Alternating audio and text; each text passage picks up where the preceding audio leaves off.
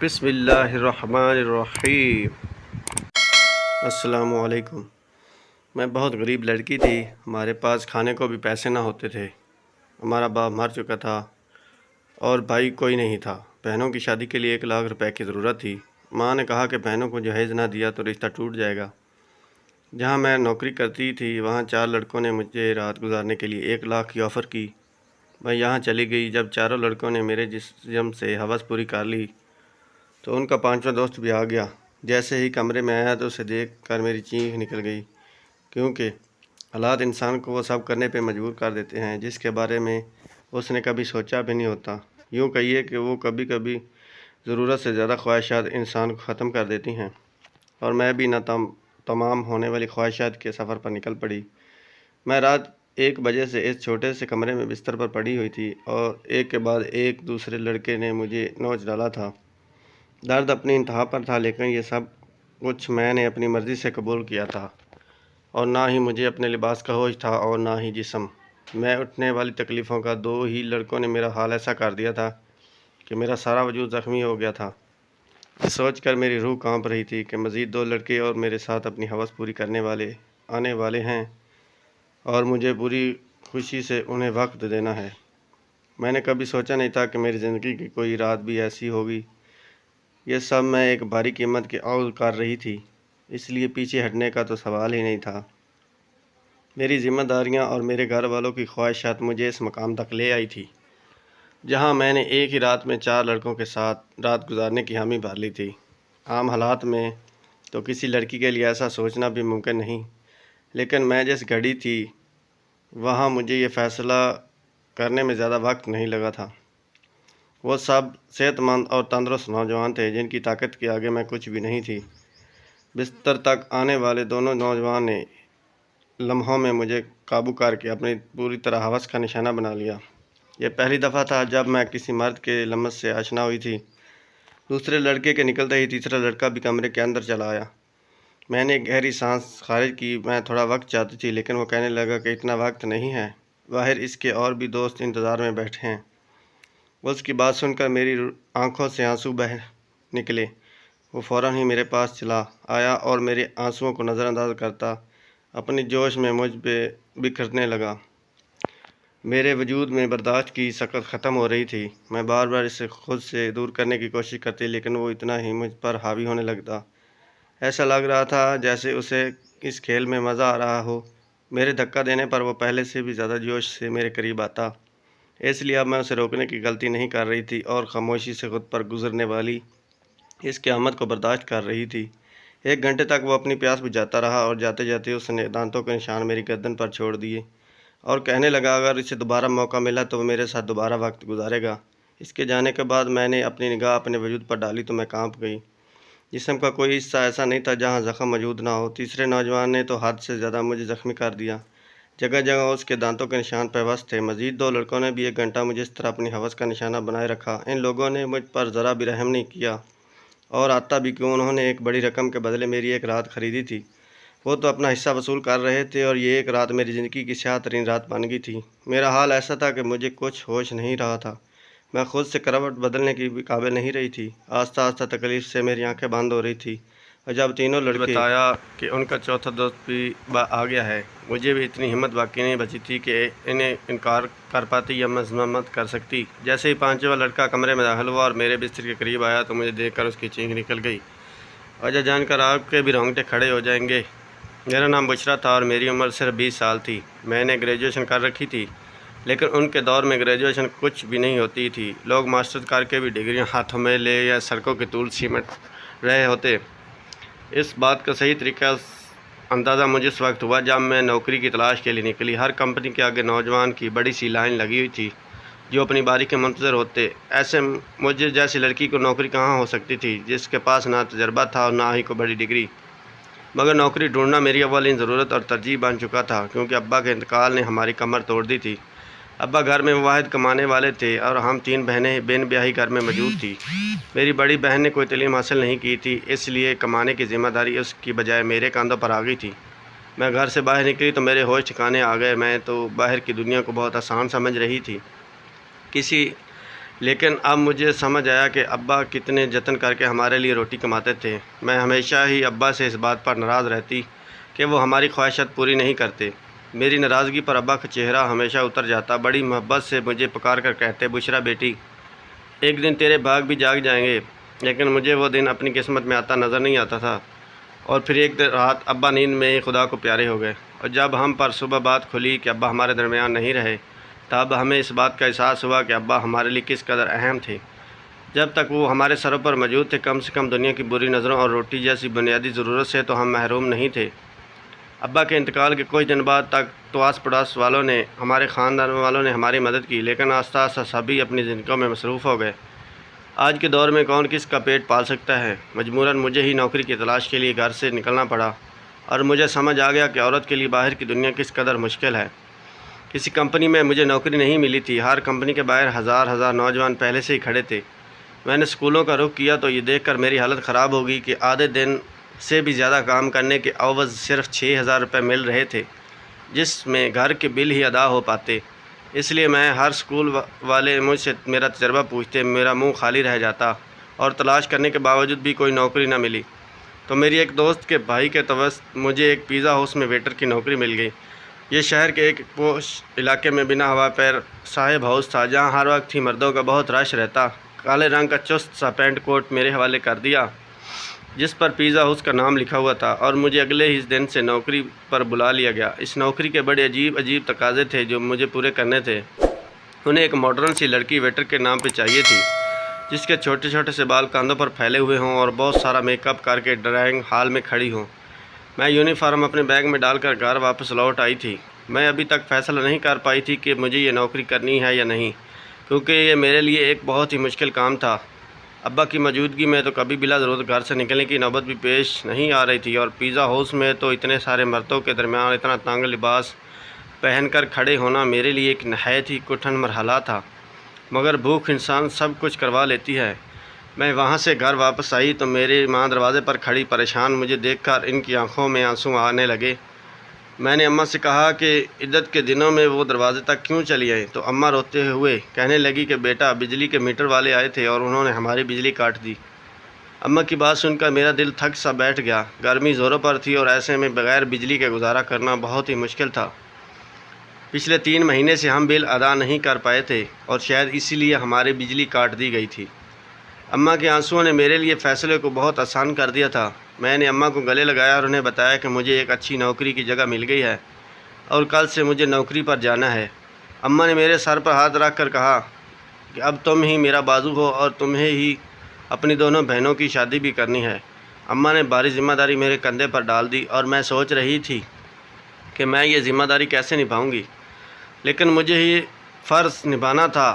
اماں پوچھ رہی تھی کہ مجھے نوکری کہاں ملی ہے، لیکن میں انہیں نہیں بتانا چاہتی تھی کہ مجھے کہاں نوکری ملی ہے۔ اس لیے میں نے اماں سے کہہ دیا کہ ایک بڑی سی کمپنی میں ایک اچھی نوکری مل گئی ہے۔ میری نوکری کا وقت دوپہر 3 سے رات 11 بجے تک ہے، اور یہ بات میں نے بڑی مشکل سے اماں کو بتائی تھی۔ میری نوکری کا وقت جان کر اماں حیرت سے میری طرف دیکھنے لگی کہ یہ کون سی کمپنی ہے جہاں دوپہر 3 بجے بلایا گیا ہے۔ میں نے جھوٹ کہہ دیا کہ یہ ایک ملٹی نیشنل کمپنی ہے جو 24 گھنٹے چلتی ہے۔ اس وقت ہمیں پیسوں کی اتنی ضرورت تھی کہ اماں نے مزید سوالات کرنے کے بجائے مجھے ترقی کی دعاؤں دی، اور اگلی دوپہر 2 بجے ہی پیزا ہاؤس کے لیے میں روانہ ہو گئی۔ مجھے کیا خبر تھی کہ یہاں سے میری قسمت مجھے کہاں لے جانے والی ہے۔ میں نے اپنے یونیفارم پیزا ہاؤس میں آ کر تبدیل کیا۔ مینیجر نے مجھے پیزا ہاؤس کے دروازے کے قریب ہی کھڑا کر دیا اور کہنے لگا کہ آج تمہارا پہلا دن ہے، اس لیے تم ہر آتے جاتے کو ادب سے ویلکم کرو گی، اور ساتھ ہی مجھے ڈانٹ کر کہا کہ یہ کیسے منہ اٹھا کر آ گئی ہو، جاؤ پہلے میک اپ کرو۔ مینیجر کی بات سن کر میں شرمندہ ہو گئی، کیونکہ میرے پاس میک اپ نہیں تھا۔ وہاں موجود ایک دوسری لڑکی اپنے میک اپ ان سے میری گہری سرخی لگائی۔ وہ بڑی تیزی سے میرے چہرے پہ اپنا ہاتھ چلا رہی تھی، اور اس کے بعد جب میں نے آئینے میں خود کو دیکھا تو میں حیران رہ گئی۔ مجھے معلوم تھا کہ میں خوبصورت ہوں اور میرا رنگ بہت صاف ہے، لیکن تھوڑے سے میک اپ کے بعد ہی میں پوری طرح نکھر گئی تھی۔ میں خود کو آئینے میں دیکھ رہی تھی، اور جب وہ لڑکی کہنے لگی کہ یہ لوگ خوبصورتی دیکھ کر ہی تو یہاں رکھتے ہیں، ورنہ کام کرنے کو تو بہت سے لوگ مل جاتے ہیں، میں جان گئی تھی کہ نوکری مجھے میری قابلیت کی وجہ سے نہیں بلکہ خوبصورتی کی وجہ سے ملی ہے۔ اور ویٹر کا یہ پہلا دن میرے لیے بہت ہی بھاری تھا۔ میں 3 بجے سے دروازے پر کھڑی جانے والوں مردوں اور عورتوں کو ویلکم کہہ رہی تھی۔ یہاں عورتوں کی تعداد کم ہی آتی تھی، زیادہ تر مرد ہی آ رہے تھے۔ رات گئے تک میرے پیروں میں بہت زیادہ درد ہو چکا تھا اور ابھی مجھے واپس بسوں کے دھکے کھاتے گھر بھی پہنچنا تھا۔ 12-1 کے قریب میں گھر پہنچی تھی۔ اماں میرے انتظار میں جاگ رہی تھی۔ میں نے اماں کے ساتھ بیٹھ کر کھانا کھایا اور فوراً ہی بستر پر لیٹ گئی۔ مجھے ابا کی بہت یاد آ رہی تھی۔ میرے سب سے زیادہ نخرے اٹھایا کرتے تھے، پھر بھی میں ہمیشہ ان سے کسی نہ کسی بات پر روٹھ جاتی تھی۔ پیروں کی تکلیف سے تڑپتے تڑپتے کب مجھے نیند لگ گئی پتہ ہی نہیں چلا۔ اگلے دن میں پھر دوپہر کے 2 بجے گھر سے ہی نکل گئی۔ آج مجھے دروازے کے پاس کھڑا نہیں کیا گیا تھا بلکہ ایک آرڈر کا کام دیا گیا تھا۔ یہ کام مجھے تھوڑا سا آسان لگا کیونکہ کچھ ہی دیر میں اندازہ ہو گیا کہ یہ کام بالکل بھی آسان نہیں تھا۔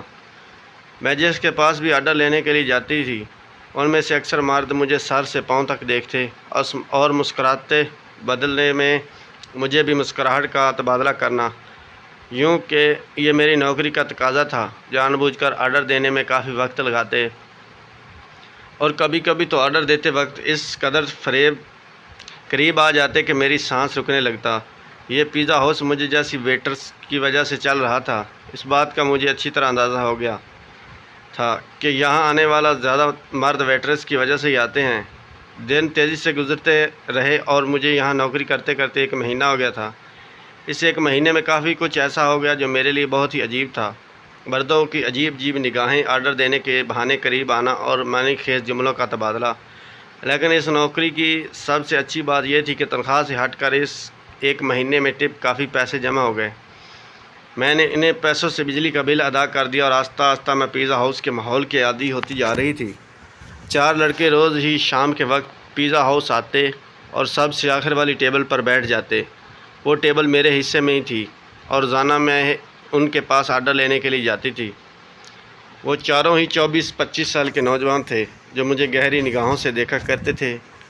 آج بھی میں ان کے پاس آرڈر لینے کے لیے گئی تو ان میں سے ایک پوچھنے لگا، تم یہاں بہت مجبوری میں نوکری کرتی ہو نا؟ میں نے ہاں کہہ دیا۔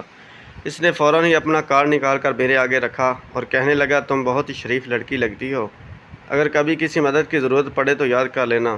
بنا سوچے سمجھے ہی میں نے وہ کارڈ اٹھا کر اپنی کوٹ کی جیب میں رکھ لیا تو وہ مسکرا اٹھا۔ اس کے بعد یہ سلسلہ چل پڑا۔ روز ہی میں ان کا آرڈر لیتی، وہ کوئی سوال پوچھ لیتا۔ روزانہ ہونے والی اس ملاقات کی وجہ سے ہمارے درمیان تھوڑی سی بے تکلفی آ گئی تھی۔ دوسرا مہینہ پھر ایک پلک جھپکتے گزر گیا۔ پھر اماں نے ایک دن مجھے بتایا کہ بڑی بہن کے لیے بہت اچھا رشتہ آیا ہے اور وہ لوگ جلدی شادی کرنا چاہتے ہیں۔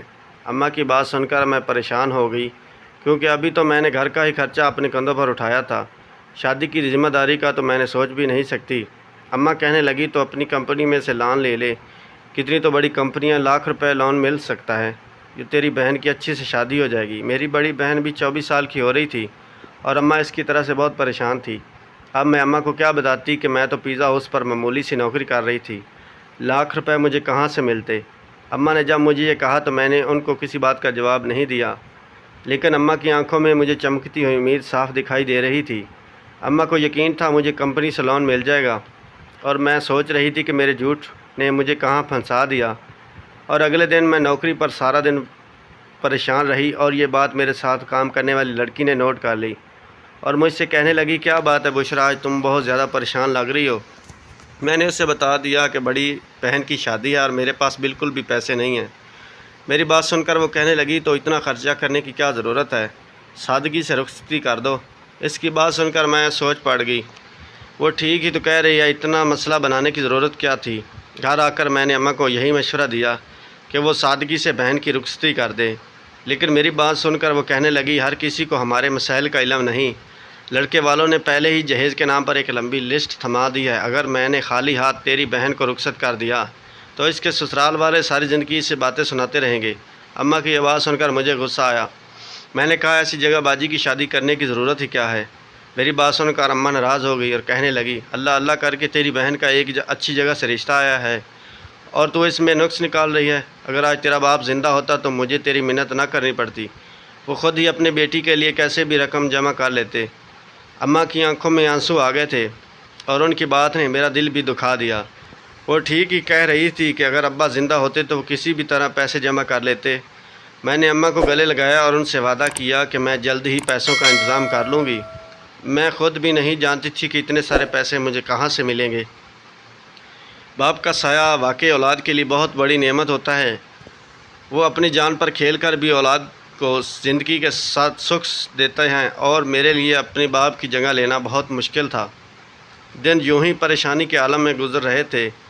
میں نے پیزا ہاؤس کے مینیجر سے پیسوں کی بات کی، لیکن میری بات سن کر جن نظروں سے اس نے مجھے دیکھا تھا، میں خود ہی زمین میں گڑ گئی تھی۔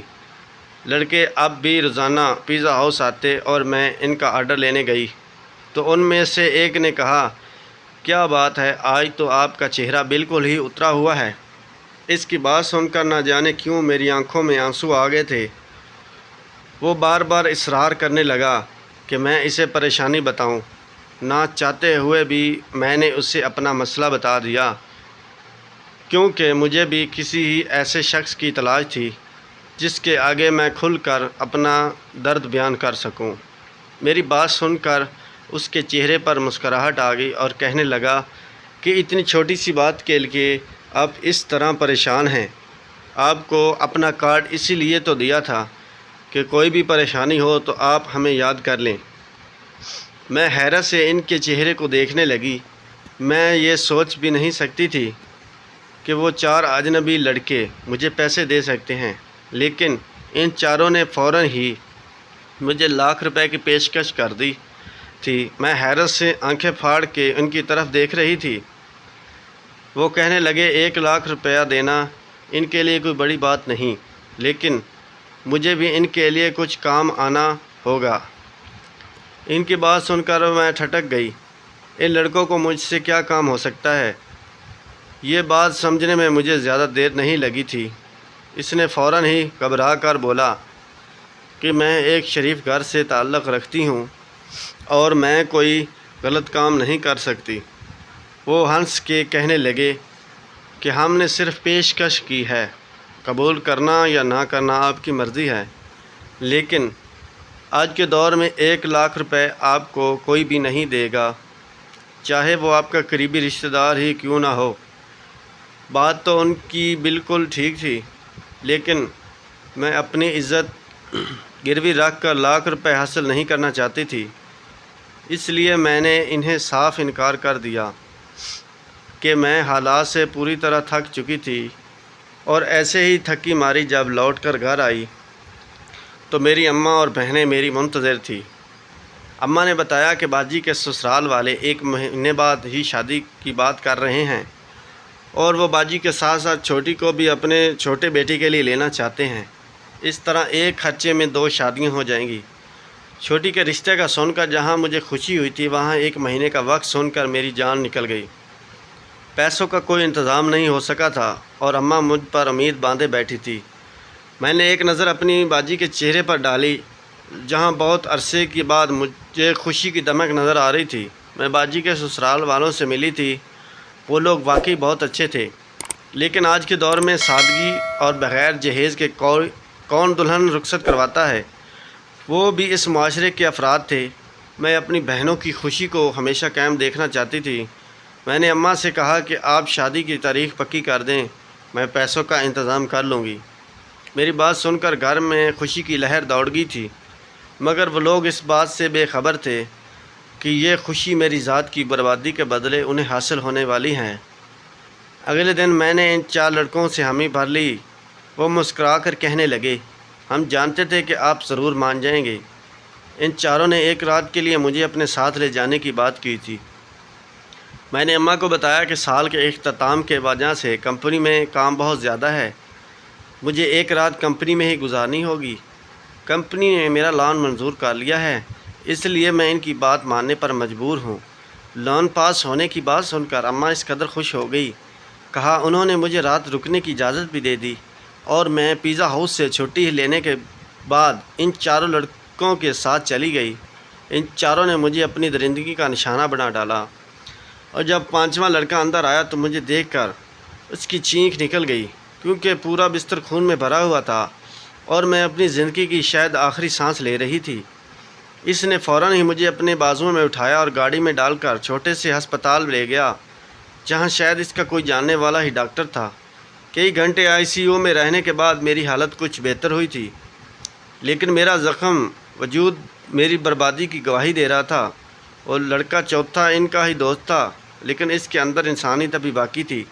اسے مجھ پر رحم آ گیا تھا، ورنہ شاید میں اس بستر پر دم توڑ جاتی۔